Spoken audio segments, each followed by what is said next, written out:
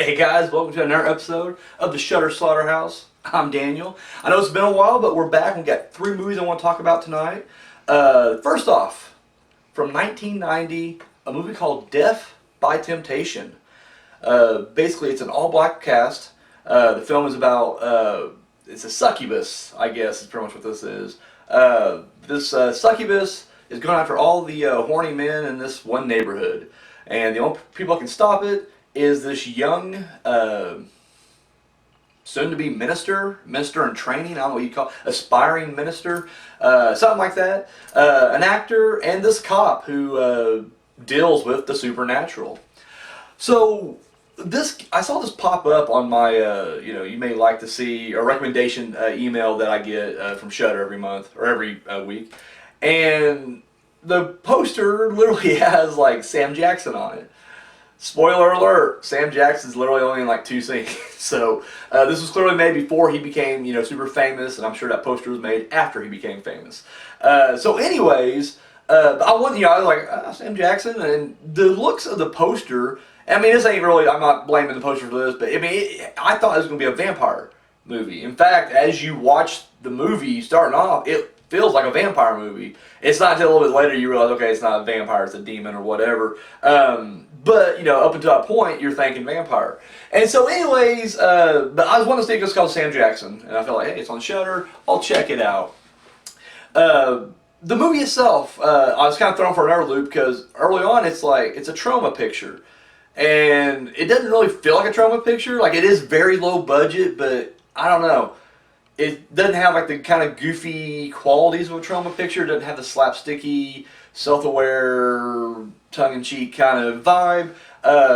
In fact, it feels almost like it's a movie that Troma just distributed and didn't actually produce or had anything to do with. In fact, I'm pretty sure it's probably what it is, just because, it seems like this guy, his name's actually James Bond III. Not making this up. That's the writer, director, and star of Death by Temptation. I kind of feel like he put the movie together and then went to Troma and they distributed it for him. This movie is actually surprisingly really good. I was surprised how much I actually liked it.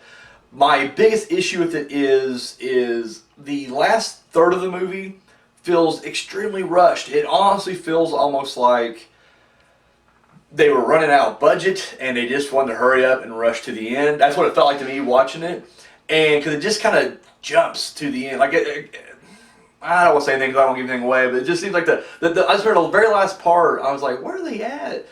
Oh, they're back home? Like, I don't know. I won't say nothing else, but it was just like, to me, it just felt like it was very thrown together there at the end. The one thing that was kind of odd, though, I will say, or not odd, I guess, but I was a little personally disappointed is I really liked this movie.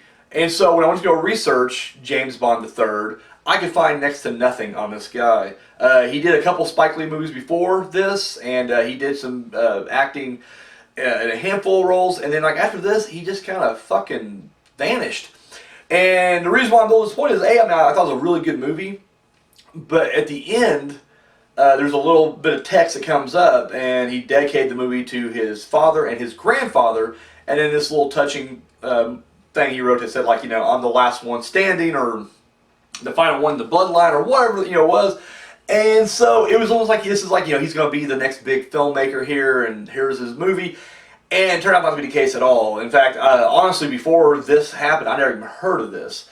In fact, it was kind of funny, though. A couple weeks after I watched it, it was on the last drive-in. They had the trailer shown, in between the movies one night. So I was like, oh, okay, I saw it there, I guess. But beyond that, never heard of this film before at all. So I was just kind of like, oh. And then when I looked it up, it was kind of the same thing. Not a whole lot of people talking about it. Didn't really seem like it really made much of an impact.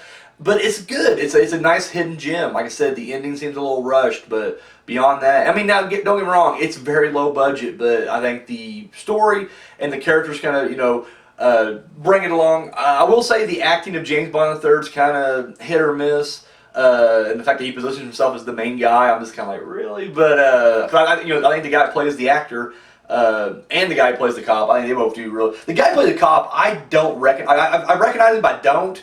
But my girlfriend said he played in Sister Act, so apparently he went on to do some pretty good stuff after this movie, and so did the other guy. I think I looked him up, and he was in a Different World, which I never watched. I remember the opening. It used to come on TBS in the mornings before I went to school.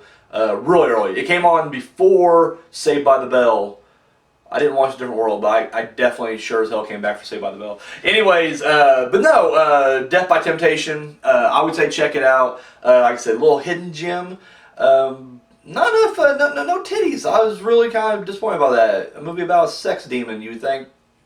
Tons of titties. None whatsoever. We get pickle.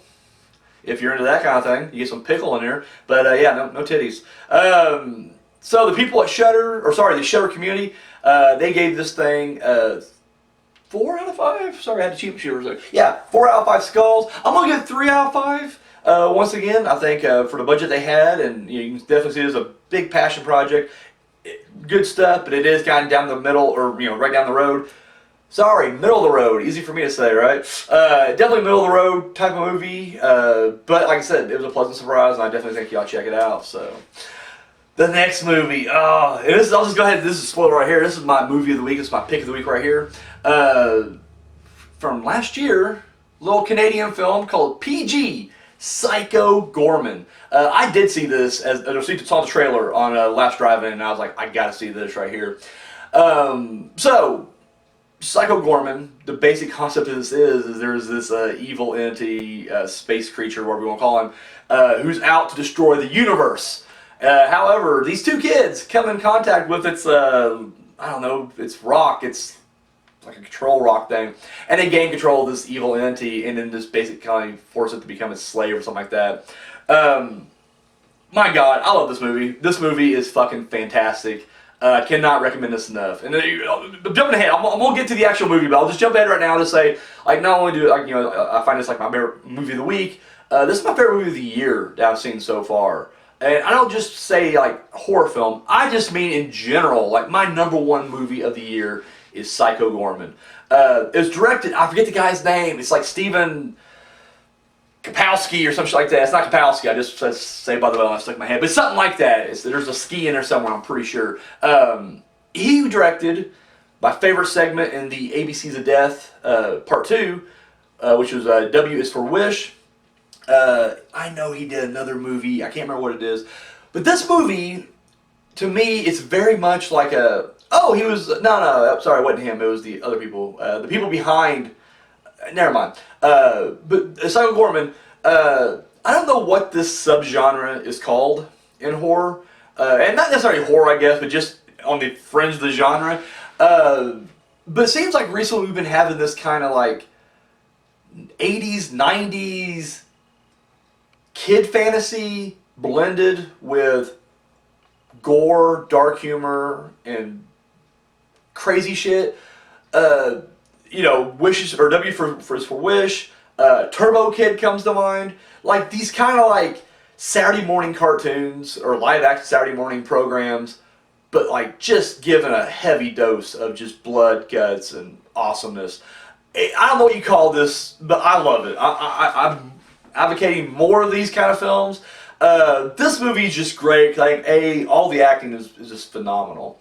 It reminds me, there's a video I saw a long time ago. It's on YouTube where it's basically, remember like the crazy cheesy 90s like Capri Sun commercials where the kids would be like, we gotta go home quickly, supper time or whatever, and they'd melt down into like Alex Mack pools of liquid, and then they'd go home. They did this in this one video, but then when they come up, they're this horrible, grotesque abomination. Like, it feels like this guy probably did that. I just don't realize it. But like, I don't know. It just took the whole thing and spun it on its head. That's what Psycho Goreman is. Like, it just, I don't know. It has this kind of cheesy 80s, 90s vibe. But at the same time, it's just got so much dark humor. Blood and guts, grotesque. It's really fucked up shit. But I don't know. It's one of those movies, like, I feel like if I was a kid, I'd be eating this shit up big time. Like, this would be like the greatest thing. Because I feel like that's the whole thing is, and I'm sure this filmmaker is like this, when you're a kid, obviously, I'm not saying I didn't watch kid movies. I did, obviously I did. But we also watched, horror films. And you'd be watching a kid movie going, like Home Alone, great example. Like, the whole time, it just felt very like the movie's talking down to kids. Like, in real life, these criminals would just beat the fuck out of Kevin McAllister and then probably slit his throat and leave his dead corpse right there. But we don't get that at all. We get cookie cutter, and look at this, he's criminals are bumbling around. And I feel like I always want to see a darker version of that. Or like, Three Ninjas. That's a kind of movie no one talks about, but when I was a kid, that was like my jam. I loved Three Ninjas.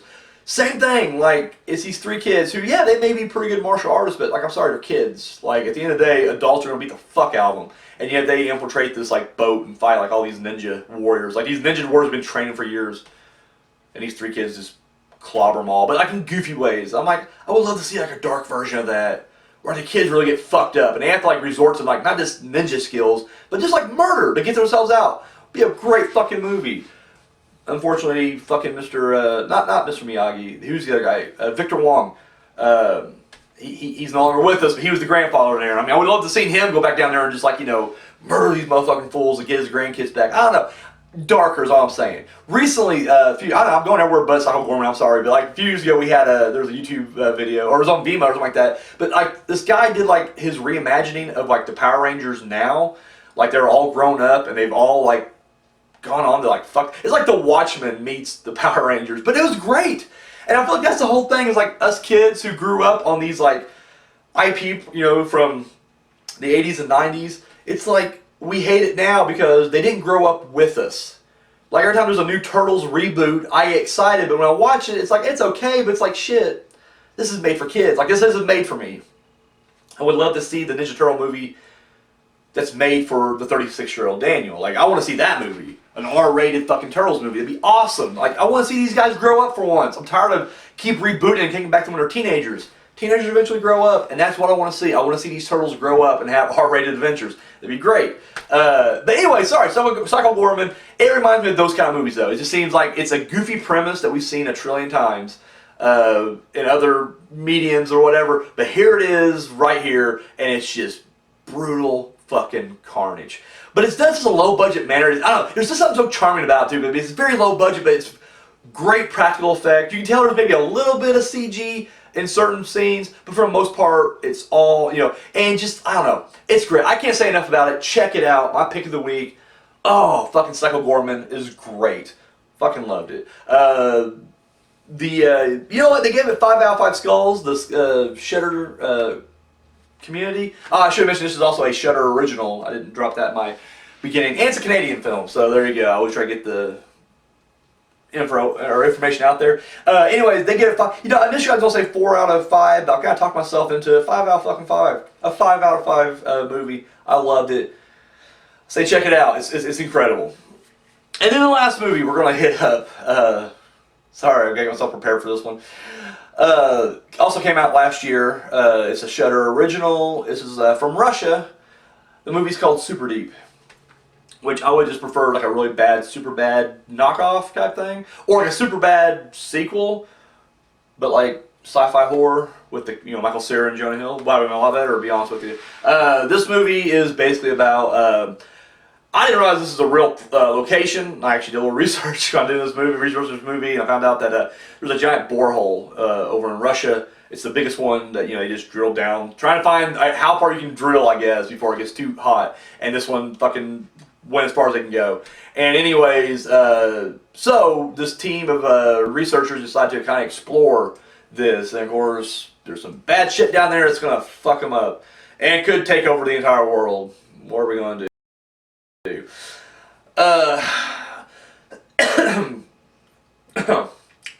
It's not Corona, it's AIDS. Don't worry about it. Anyways, no. So I don't know this movie. I didn't have high hopes for it to begin with. The main reason I'm even reviewing it was because, and this was also a trailer, but I didn't really care. The trailer didn't really win me over. But I've been seeing this trailer pop up a lot. It's on YouTube. I've seen ads on Facebook and shit. So I was just like, all right, this is gonna be a big deal. Let me check it out. I don't get it. It's Russian, but it's English. Like, I mean, there is some Russian in it, but mostly they talk English. But it's like, I don't know if it's bad dubbing or if it's just real Russians trying to speak English, but it sounds awful. Like, that's the first thing. It's just so distracting, these like bad voices. And I was just like, man, like, just make it subtitled. Like, I get it. Most of America hates reading. We're idiots here in America, but I don't care. These idiots need to learn how to read and watch movies. You're missing out on some good movies by doing that. So suck it up, Buttercup, and read it. However, this I guess they were just like, nah, it won't sell that well. Let's just make it all English. Whether and honestly, I don't know. Some of it seemed like it was legit, but some of them just seemed like really bad. Like it had to be dubbed. I would love to know the legit whateverness of this. Anyways, the vibes I was getting off this movie just from it playing out, it has a very much like The Thing crossed with, I don't know. I had another movie in mind, but I'm blanking on it right now. Doesn't fucking matter. It reminds me of like any video game you've played in the last like 10, 20 years.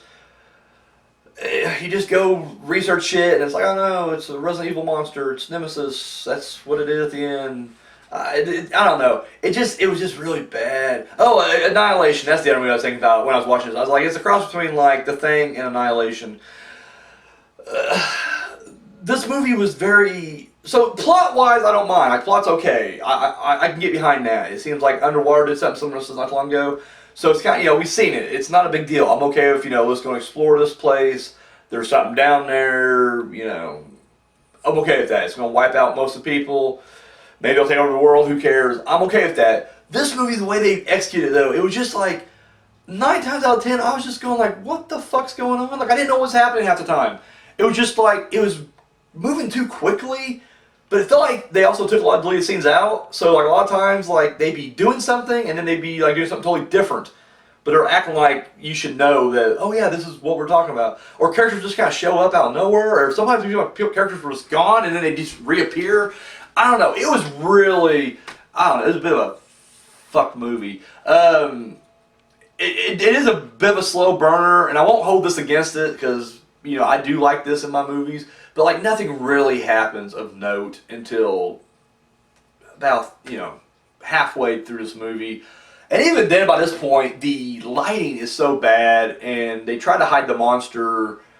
Spoiler alert, I'm sorry. The evil we're fighting here, they try to hide it in the shadows and flashing lights, but it just comes like a mess. Like, I don't know. I could not get into this on any level. I tried. I really did. Yeah, I don't know. I just wasn't feeling it at all. It is what it is, but Superdeep, yeah, you can probably do without that one. The people on Shudder gave it 4 out of 5. Shudder. I don't want to say people at Shudder because it implies like the people who run it. I'm talking about the Shudder community, the ones who vote for it on Shudder. They gave it 4 out of 5. Go fuck yourself. There's no way that's 4 out of 5. There's no way that's 4 out of 5. That's 2 out of 5. And I'm just being generous because the monster's kind of a unique thing. Even though whenever you do see it, it's in shadows and shit. But the idea, the concept of it, I don't know. There's just so many times I was just kind of rolling my eyes watching this, and it just seemed like there's a lot of plot holes. And the funny thing is, I looked it up because I was curious about it. I can find out next to nothing on this either. Apparently, there was a big wave of Russian films coming over here, like Russian horror, because everybody's talking about how this is another in the cycle of Russian horror films that's been coming out. It's pretty good, but the reviews I read on IMDb was funny because IMDb has a current score of 4 point something, we'll say 4.6, not good. And the reviews are mostly negative, but the good reviews, overwhelmingly positive, but you can just tell it was probably from Russians or Russian filmmakers or the people who worked on the movie. Because it was this really bad broken English, bad grammar. They're like, it's good film. It's good Russian film. And it's just like, wow, no, it's not. It's not at all. It's not a good film, period, let alone Russian. I will say, I don't know what kind of budget they were working with here. I didn't do that much research. It looks good until they get below the surface, and when they start getting to wherever there's monsters at, it gets really dark. That's how you know shit's going to happen, when it gets really dark. Almost like they're just shit, these monsters look shit. We better cover it up with some shadows, and that's the indication. But everywhere seemed look legit. So I mean, like I said, it didn't look horrible. And the storyline or the use of plot was good. It was just the acting was bad, the voices were bad. Even though I like the storyline, the actual writing was bad, if that makes sense. It was a bad movie, just all around. I feel like I should probably drop it down to 1, but I'll leave it at 2. We'll leave it at 2 skulls. I don't want to be a complete dick here. But that's it. There are the 3 films I watched this week. The recap, Death by Temptation, PG, Psycho Goreman, and of course, Superdeep.